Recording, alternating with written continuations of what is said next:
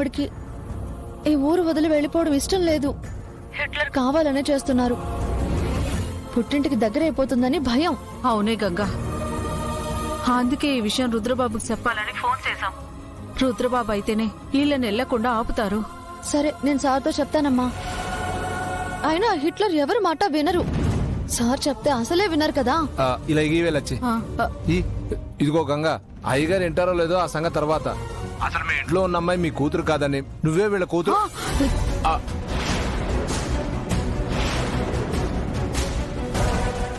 ఏమంటున్నావు నాన్న? అదేనమ్మా, ఈ అమ్మాయి గురించి నిజం బయట పెట్టాలంటే మేము ఇక్కడే ఉండాలి కదా అని చెప్తున్నాను. నిజమే నాన్న, కానీ ఆ హిట్లర్ని నమ్మించడం ఎలా? పైకి పెద్ద తెలివైన వారిలా కనిపిస్తారే కానీ ఆ హిట్లర్ ఒట్టి బుర్రలేని మనిషి. తప్పు గంగా, తండ్రి లాంటి అలా అనకూడదమ్మా. అనకూడదు, కరెక్టే. కానీ ఆ మనిషి మొండితనాన్ని చూస్తుంటే నాకు కోపం వస్తుంది. అంటే అది ఇటీవయ్యా గంగా, ఇప్పుడు ఇవన్నీ మాట్లాడే సమయం కాదు. ముందు ఈ విషయం రుద్రబాబుతో చెప్పు, ఆయనే అన్ని చూసుకుంటారు. సరే అమ్మా.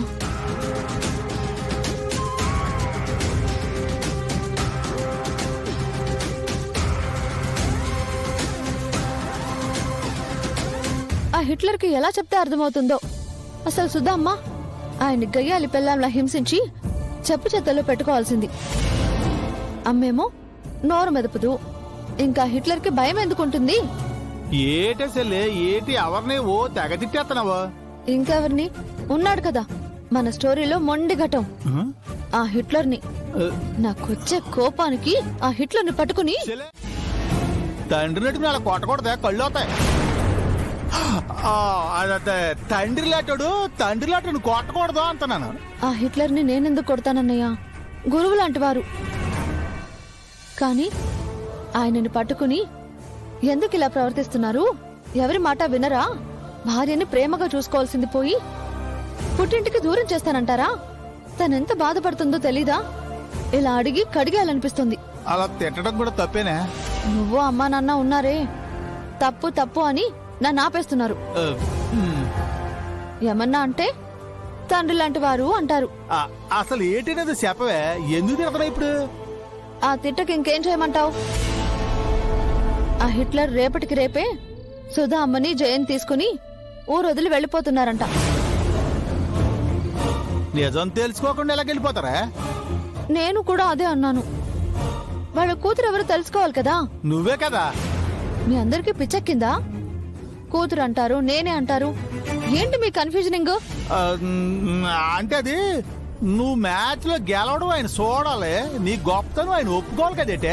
అదే అంటే నాన్న, ఆయన నిజం తెలుసుకోకుండా ఎలా వెళ్ళిపోతారు? ఎవరికి తెలియాలి, ఏం తెలుసుకోవాలి? అంటే బా సరా, మీకోసమే వెయిట్ చేస్తున్నాను. ఆ హిట్లర్ ఉన్నారే,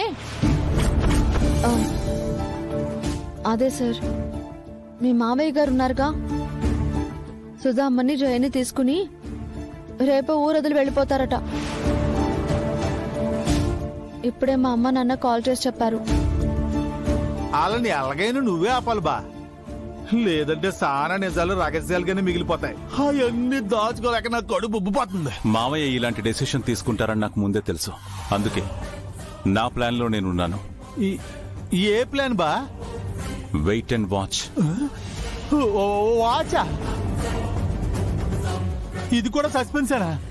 హాయ్ బాబు, నాకు కడుపు నొప్పి వచ్చేస్తుంది బా. ఎవరు ఏం మాట్లాడుతున్నారు? ఈసారి ఎప్పుడు ఏం చేస్తారో తెలియట్లేదు. దేవుడా, ఆ సుధా అమ్మ ఎక్కడికి వెళ్ళకూడదు. ఆ హిట్లర్ గారి మనసు మార్చి ఇక్కడే ఉండేలా చేయవా ప్లీజులు దేవుడా, ప్లీజ్లు.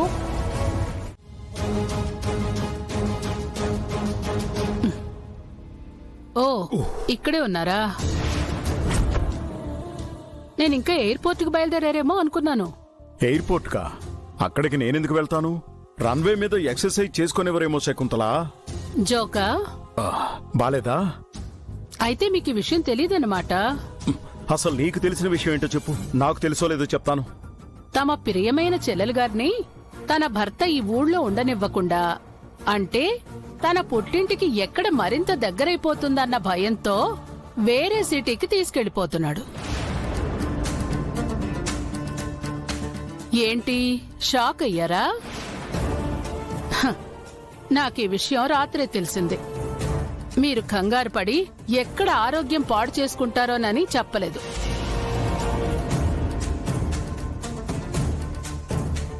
ఏం ఆలోచిస్తున్నారు? మీరేం చేసినా వాళ్ళని ఆపలేరు. నాకు తెలిసి ఆల్రెడీ వాళ్ళు ఎయిర్పోర్ట్కి బయలుదేరి ఉంటారు. ఆ, సర్లే వెళ్ళి నాకు ఫ్రెష్ ఫ్రూట్ జ్యూస్ తీసుకురా పో.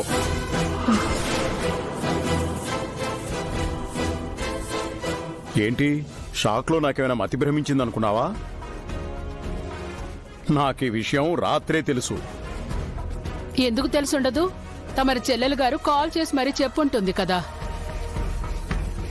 మరి ఆపటానికి అన్నయ్య గారు వెళ్ళలేదేంటో.